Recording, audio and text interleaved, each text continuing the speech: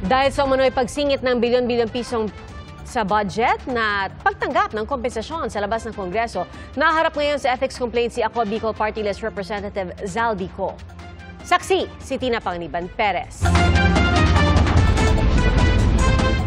Sa ethics complaint na inihain ni Navotas City Representative Toby Tiangco, inakusahan niya si Ako Bicol Representative Elizaldico ng paglabag sa konstitusyon, sa Code of Conduct and Ethical Standards for Public Officials and Employees at sa mga patakaran ng Kamara.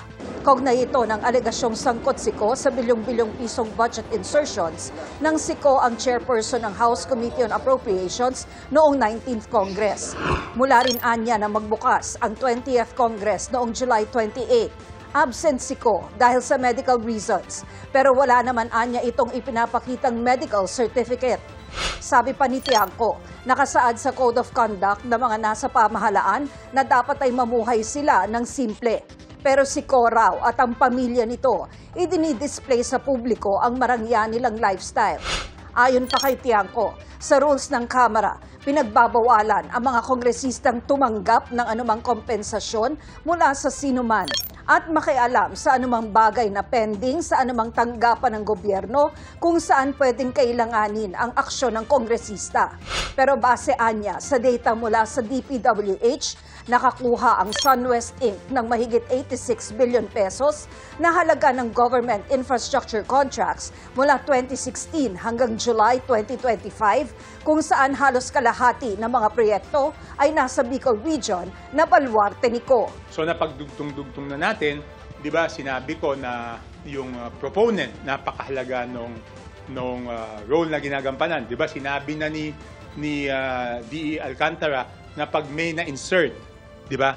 Meron silang dinideliver na amount, no? Nung una 20%, pangalawa nung later on naging 25%. Sinisika pa namin makuha ang reaksyon ni Co na dati nang itinanggi ang mga paratang na tumanggap siya ng kickback. Ayon naman kay Ako Bicol Representative Alfredo Garbin Jr., 2 linggo na ang nakararaan nang huli niya makausap si Co na nooy nasa Amerika pa. May medical check-up pa raw ito roon sa September 24. Tuwing nagkakausap daw sila, lagi raw sinasabi ni Co na walang basehan ang mga alegasyon at handa raw siyang harapin ang mga ito. Prioridad ng Kamara ngayon ang pagpapasa sa panukalang 2026 budget. Pero hiling ng Ethics Committee, payagan silang magsagawa ng mga pagdinig. This way, we can clear the docket of the Committee on Ethics para kung sakaling may makasuhan man sa ating mga miyembro, handa po rumisponde ang ating committee bago po tayo mag-adjourn. Censure, suspension o expulsion ang posibleng irekomendang parusa ng Ethics Committee na pagtitibayin sa plenaryo. Para sa GMA Integrated News, Tina Panganiban Perez, ang inyong saksi. Mga kapuso, maging una sa saksi. Mag-subscribe sa GMA Integrated News sa YouTube para sa iba't ibang balita.